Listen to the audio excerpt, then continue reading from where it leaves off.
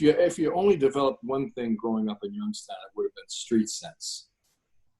You know, you could get a kind of a gauge on what a person was like pretty quickly. If you are unfamiliar, this is Ed O'Neill, the actor who played Al Bundy on the beloved sitcom Married with Children, as well as Jay Pritchett on Modern Family. And he has a bone to pick with Donald Trump and the Republicans. You got a pretty good idea of what this guy was like pretty fast, which is all bullshit. Yeah, you would never listen to a guy like Trump in those earlier years in Youngstown. Nobody would. They'd just laugh at him, you know, for being the braggart, the arrogant liar, taken care of by his daddy, you know, a guy who never really worked hard in his life. A guy in Youngstown, you wouldn't want to have a drink with him. You wouldn't sit down and have a beer with a guy like this. This is a perfect line of attack to go after Trump. Growing up in a working class family and community in Youngstown, Ohio, O'Neill sees right through Trump's fraudulent populist persona for who he really is, a perpetual failure of a trust fund baby with an ego problem that leads him to do outlandish things like this to protect his carefully cultivated public image. On the 15th hole of one of his golf courses, I don't know the name of it, on the Potomac River, right?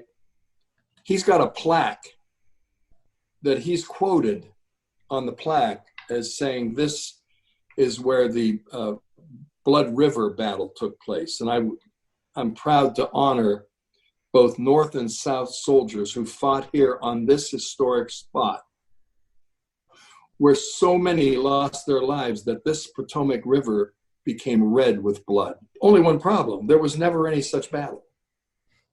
He made it up. What kind of a man would do that? You know what I'm saying? I mean, it's the smallest things that tip you off. It really is the smallest things that say the most about how mentally unwell Donald Trump is. The plaque reads, "Many great American soldiers, both of the North and South, died at this spot. The casualties were so great that the water would turn red and thus become known as the River of Blood. It is my great honor to have preserved this important section of the Potomac River." With his name signed at the bottom, of course. It takes a special type of narcissism, obsession with one's public perception, and level of greed to think that one could get away with fabricating a Civil War battle on a golf course, just so you could squeeze more money out of guests while simultaneously both siding the Civil War. But we're already familiar with that aspect of Trump's personality. It's on both sides, sir. You said there was hatred, there was violence on both sides. Well, I do think there's blame. Yes, I think there's blame on both sides. You look at both sides. I think there's blame on both sides, and I have no doubt about it, and you don't have any doubt about it either. And if you reported it accurately, you would say you had some very bad people in that group, but you also had people that were very fine people on both sides. You had people in that group, excuse me, I saw the same pictures as you did. You had people in that group that were there to protest the taking down of, to them, a very, very important statue and the renaming of a park from Robert E. Lee to another name. And to our country, when they do that, we got a lot of work to do. They're poisoning the blood of our country. That's what they've done. They poison mental institutions and prisons all over the world, not just in South America, not just the 3 or 4 countries that we think about, but all over the world. They're coming into our country from Africa, from Asia, all over the world. They're pouring into our country. Nobody's even looking at them. They just come in. The crime is going to be tremendous. Defending Confederate statues, equating literal Nazis and other white supremacists to counter-protesters and anti-fascists, and co-opting the Big H's rhetoric has only further normalized and inflamed the bigotry and racism that exists in our country. And look no further than this recent mistakenly reposted video of Trump's Truth Social account showing the same rhetoric and imagery. It would be great if we could just dismiss all of this as the rumblings of an insanely racist and insecure man, but when that man is loved and supported by a huge chunk of our nation, and given the context of him refusing to publicly accept election results, we have to take this rhetoric from Trump and the minions doing his bidding across the country incredibly seriously. Ed O'Neill recognizes this as well. Ed O'Neill might now be giving back the honorary degree he received that day to Youngstown State University because the university has hired Republican Congressman Bill Johnson to serve as the next president of Youngstown State.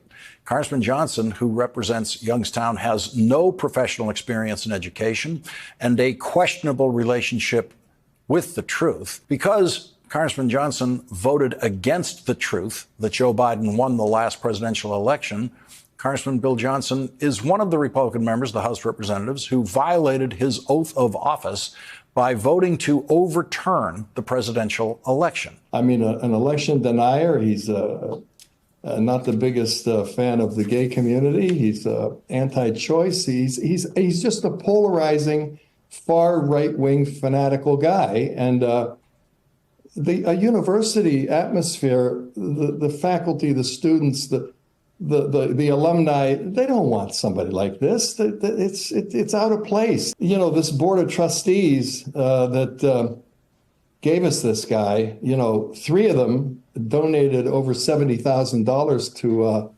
Johnson's campaign. Those board members are Charles George, who made 20 donations to Johnson's campaign over the past decade, Richard Freed, who donated 11 times from 2013 to 2021, and Joseph Carolla, who donated 18 times from 2009 when Johnson was first elected, up until 2021. Their donations totaled over $86,000 since Johnson entered the House in 2010. Corruption and conflicts of interest aside, isn't it curious and convenient that all these clowns are CEOs of various companies?